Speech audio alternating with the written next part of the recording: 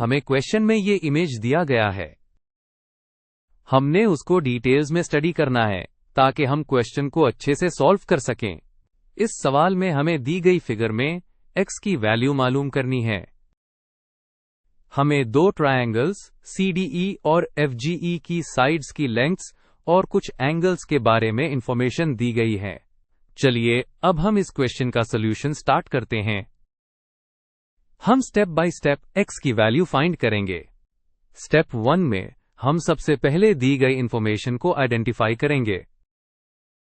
जैसा कि आप फिगर में देख सकते हैं, हमारे पास दो ट्रायंगल्स हैं, ट्रायंगल CDE और ट्रायंगल FGE, जो पॉइंट E पर एक दूसरे को इंटरसेक्ट कर रही हैं।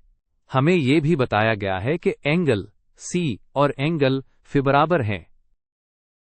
इसके अलावा जहां ट्रायंगल्स इंटरसेक्ट करती हैं, वहां वर्टिकली ऑपोजिट एंगल्स बन रहे हैं, यानी एंगल CED और angle FEG। Vertically opposite angles हमेशा इक्वल होते हैं। हमारा मकसद साइड CD की लेंथ मालूम करना है, जिसे x से डिनोट किया गया है। स्टेप 2 में हम ये प्रूव करेंगे कि ये दोनों ट्रायंगल्स सिमिलर हैं। याद रखें, दो ट्रायंगल्स सिमिलर तब होती हैं जब उनके करस्पॉन्डिंग एंगल्स इक्वल हों। इसके लिए हम एंगल या AA सिमिलैरिटी क्राइटेरियन इस्तेमाल कर सकते हैं। पहला पॉइंट ये है कि एंगल C और एंगल F इक्वल हैं, ये हमें गिवन है। दूसरा पॉइंट है कि एंगल CED और एंगल FEG इक्वल हैं, क्योंकि ये वर्टिकली ऑपोजिट एंगल्स हैं। क्योंकि दो एंगल्स इन ट्रायंगल्स के इक्वल हैं, इसलिए AA क्राइटेरियन के मुताबिक ये ट्रायंगल सिमिलर हैं।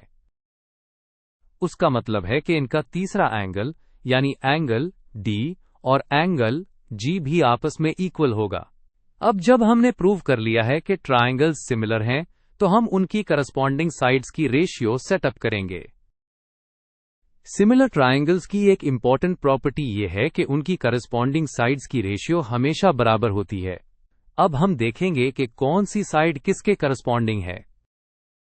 साइड CD एंगल CED के ऑपोजिट है, तो उसकी करस्पॉन्डिंग साइड FG होगी। इसी तरह DE की करस्पॉन्डिंग साइड GE है और CE की करस्पॉन्डिंग साइड FE है। इन करस्पॉन्डिंग साइड्स को यूज करके हम ये प्रोपोर्शन लिख सकते हैं जो आप स्क्रीन पर देख रहे हैं। अगला स्टेप इन रेशियोज में नोन वैल्यूज को सब्स्टिट्यूट करना है। हमें x की वैल्यू फाइंड करनी है जो कि CD है। हम प्रोपोर्शन का वो हिस्सा इस्तेमाल करेंगे जिसकी वैल्यूज हमें मालूम हैं। हम रेशियो के पहले दो पार्ट्स को यूज करेंगे, यानी CD over FG equals DE over GE। अब हम इन साइड्स की गिवन लेंथ्स को इस इक्वेशन में डाल देंगे।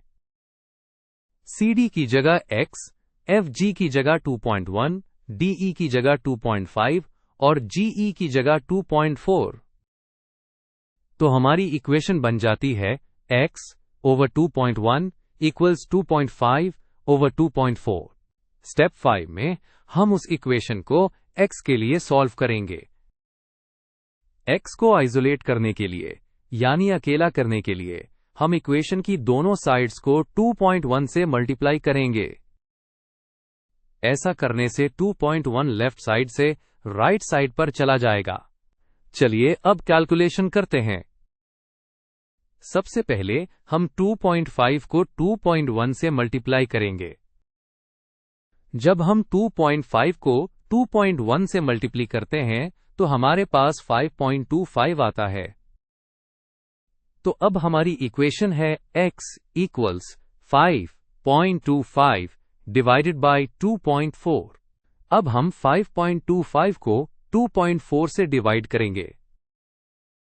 डिवीजन के बाद हमारे पास x की वैल्यू आती है 2.1875। डेसिमल्स को डिवाइड करने का एक आसान तरीका यह भी है कि आप न्यूमरेटर और डिनोमिनेटर दोनों को 100 से मल्टीप्लाई करके डेसिमल्स हटा दें और फिर डिवीजन करें। आमतौर पर हम अपने फाइनल आंसर को राउंड ऑफ करते हैं। हमारा रिजल्ट है x इक्वल्स 2.1875। इसे हम 2 डेसिमल प्लेसेस तक राउंड करेंगे। राउंडिंग के लिए हम तीसरे डेसिमल डिजिट को देखते हैं। यहां पर तीसरा डिजिट 7 है, जो कि 5 से बड़ा है, इसलिए हम दूसरे डेसिमल डिजिट को 1 बढ़ा देंगे, यानी 8 बन जाएगा 9। तो हमारा राउंडेड आंसर होगा x is approximately equal to 2.19। तो इस फिगर में x की वैल्यू तकरीबन 2.19 सेंटीमीटर है। ये हमारा फाइनल आंसर है। हमने सिमिलर ट्रायंगल्स की प्रॉपर्टीज को यूज करके x की वैल्यू सक्सेसफुली फाइंड कर ली है।